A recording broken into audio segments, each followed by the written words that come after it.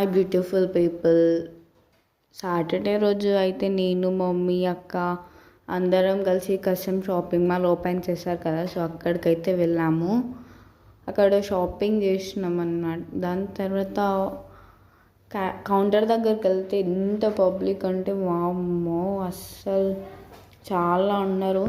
దాని తర్వాత మన వనపర్తిలో November 9th డే అయితే సదర్ యాదవ్స్ ఫెస్టివల్ చేశారు కదా, అక్కడికైతే వెళ్ళిపోతున్నాం అనమాట. మన రాజుగారి ప్యాలెస్లో చేశారు అది ఫంక్షనా.